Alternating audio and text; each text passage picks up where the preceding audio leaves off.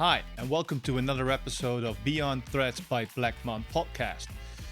Today, we will be taking a deep dive, as we always do, in developments and trends in fashion and lifestyle. On one hand, for you, the brands and the enthusiasts, and on the other side, for us, suppliers and 3PLs. Today's topic is the benefits that come from a partnership with a 3PL. And for that purpose, I'm joined by Jimmy, head of community at Represent Clothing. Hi, Jimmy. Nice to see you again, man. Always a pleasure meeting up with you. Great. So, how was Black Friday? Crazy as usual. We did a lot of orders, a lot of customer service tickets, and a lot of parcels left Bleckmann. So all good. Perfect. Good to hear, mate. Represent is truly a standout brand. It's receiving a lot of attention in all that has to do with fashion and lifestyle, obviously. But can you share a bit more on who you are, who Represent is, and what you think is behind the stormy growth of your company, and what made it possible, of course. So we'll start with the brand. It started in Greater Manchester in 2011. Two brothers started it called Mike and George, who are still the owners and founders now. They're in the office 9 to 5 every day, so that's fun. They started it just selling T-shirts to their friends. It slowly grew and grew and grew over the years. They employed some of the friends eventually. They got a warehouse, which we're currently in, to originally ship their orders many years ago. And then they slowly outgrew that in 2016, I believe it was. And they moved to 3PL that's not Bleckmann in 2016. And then the COVID pandemic really exploded Represent. They changed the business model to serve customers every week, so they dropped clothes every week. And obviously during the pandemic, there wasn't much going on, so people really latched onto it. And that's when the brand exploded. So that, in turn, created a few issues around the 3PL. They couldn't service the orders they were getting. So in 2021, we moved over to Bleckmann, which has been a fruitful partnership. I myself started as customer service manager in 2021 when we changed the 3PL from the old logistics centre, which dealt with customer service. We moved logistics to Bleckmann and customer service in-house. So me and my team started in 2021.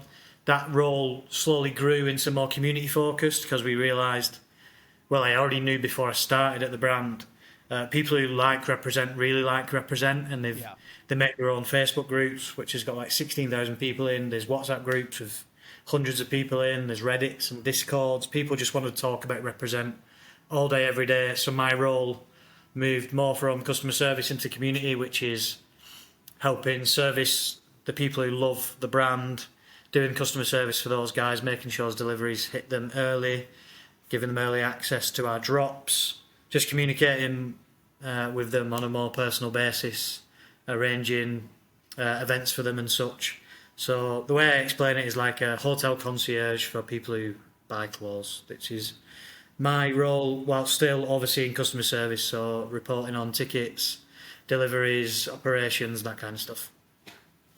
Thanks for that, man. And I know, and I'm being reminded on a daily basis by my kids that I'm a far cry from a Gen Z. But so what you are naming and the community, that is so mind-boggling to me. So we're in fashion and lifestyle. What do you mean community? But since I know you, of course, I checked you out online, etc., and all that you're doing. It's amazing, man. And I applaud you for it. It's kind of a new segment to the overall business that we work in. Yeah, I appreciate it. It's the younger generation, I feel, attaches to people more than brands. So because we're very founder led, Mike and George, the brothers, are still very active. They're still replying to the DMs. People connect to them more than just the clothes themselves. So if they connect to that lifestyle, then they'll check out the brand and then they'll maybe buy some clothes, but we focus on experiences and lifestyle and that kind of thing first, Yep. and everything else kind of falls into line. So it's a new way of operating, but I mean, it's done well for us. Yep. Yep. Okay. Back a couple of years, you mentioned that you had to make the shift from your previous 3PL to Bleckmann, and although you were not actively involved in the choice making, I guess, or the decision making, do you know what the guys, what triggered the guys to go with Bleckmann, and why, we were expected to bring a higher level of service support and partnership, so to speak? Yeah, I think the original conversations first started due to just pure lack of capacity from our old 3PL. Yeah, they were okay. We filled the entire building and they had no more room to grow. And in 2021, our Black Friday sales exceeded all of our expectations, but the logistics just couldn't keep up. We think we fulfilled the last order of Black Friday 4 weeks after Black Friday, which was fun. So conversation. Sorry. In their defense and in proper British language, it was a bonkers situation, right? Yeah. Yeah, it was not their fault. They just didn't have the capacity, and it was because we smashed the forecast that we gave them as well. So Yeah, it was ridiculous. it definitely wasn't their fault, but there was no room to grow.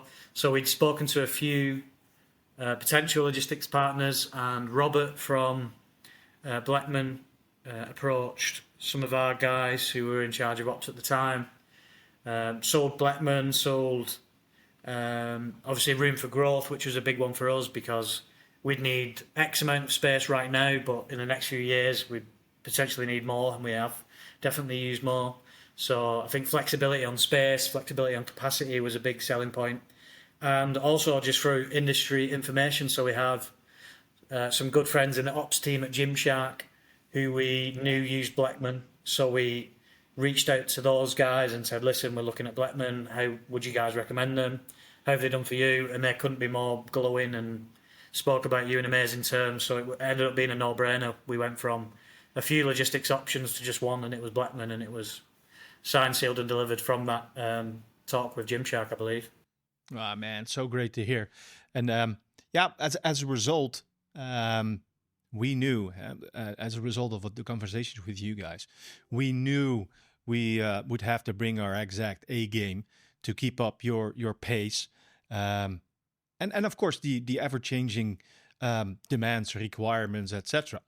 So, can you tell us a bit more about how that partnership is helping you as a brand, was helping and is helping you as a brand to grow and venture where you want instead of where you are confined to?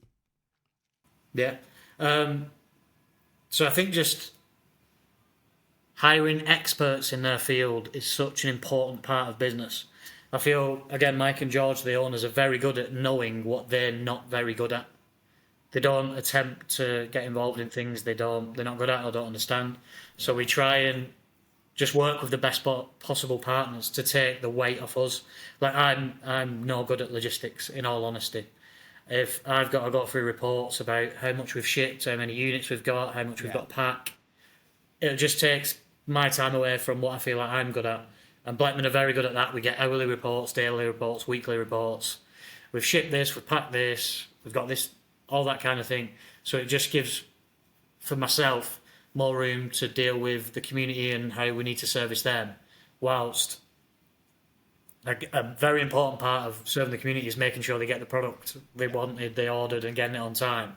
And if all that is sorted by you guys and I don't have to think about it at all, that's just, I can't speak any more highly of that service from you guys. And then it's also things that we would never even think about that you guys fix without us knowing about it. I always bring up the example. The first time I went down to Bleckmann, we had 2 or 3 aisles of clothing. That was 3 years ago, and now we have, I don't even know, 40, 50. Yeah. The square footage is times by 6. And after the first Black Friday we did with you guys, we got a roundup from Ben, who I have to shout out, Ben Wells, the ops manager over at Lutterworth, who we use a lot in the UK. said we needed wider aisles so we could fit more products up and down, and we were like, yeah, I guess if you say so, go for it. And also the packing cages that you guys use. So I mean, I'm explaining this to you. You obviously know what's going on, but maybe just you pack an order.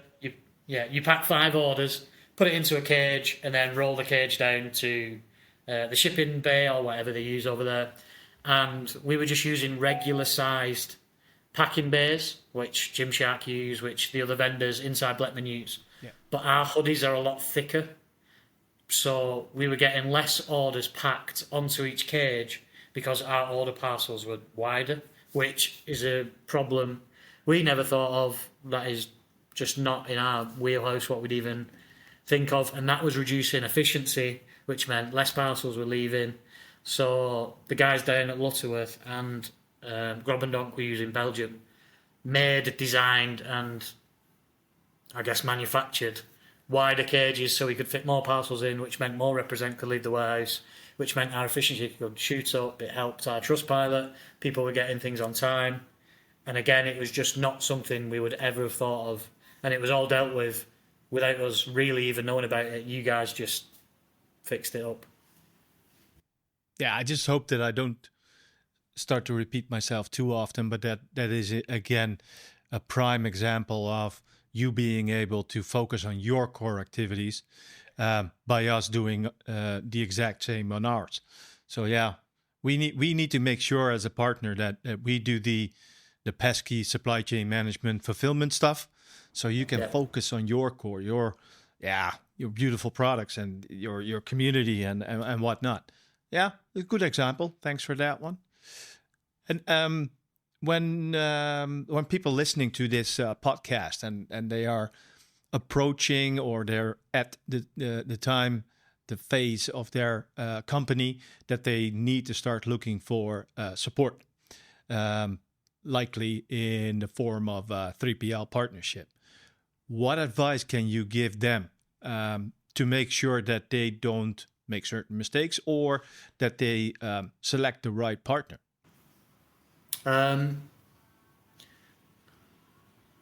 would, broad question, I would fully recommend getting a 3PL, just in general.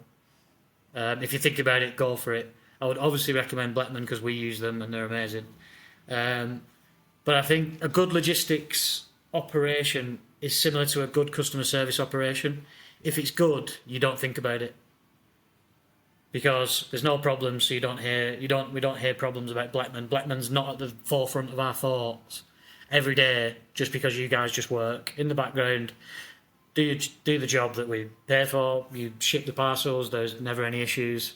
In the same vein, if George and Mike never hear about customer service at Represent, it means it's working well. The same thing. So I would, if you're choosing a 3PL, I would just ask about the reporting features, because that's very important. Yes. You obviously don't want to be at the forefront of your brain, but you do need in the back of your brain just to be up to date on what's going on. Well, you need to be able to check. Yeah, it's your product. Exactly. So yeah. And I always work on, again, coming along with my job about community, I always, it's about the people for me. So when we sat down with, again, Ben, Gary and Tim from the UK site, it was apparent that they cared about what they did. They wanted to service us in the best way they could. And they were very accountable, which is one of our values at Represent. If anything, not much goes wrong with Bleckmann, but things do go wrong in logistics. If anything does go wrong, they're straight on it. We have the personal numbers we can reach out. They have a link to us directly. I think open communication from your logistics partner is very important. If they're willing to speak about potential challenges, I think that's a big green flag, because if someone says, we can come in here, ship all your items, no problems, there's going to be no challenges, no changes, that's not strictly true. So I think people are willing to talk openly about potential challenges that might occur is a very positive attribute. I think just deal with the people, and the logistics will not work themselves out, but they will work themselves out. Well, they definitely, if you deal with the people, they definitely will care more about your products because they care about you. And we're all in the people game. So I think you're right. Yes, definitely. Going forward, do you have any nice projects? Of course you do, but nice projects and developments lined up for 2025 with us? Yes, there's always things going on at Represent.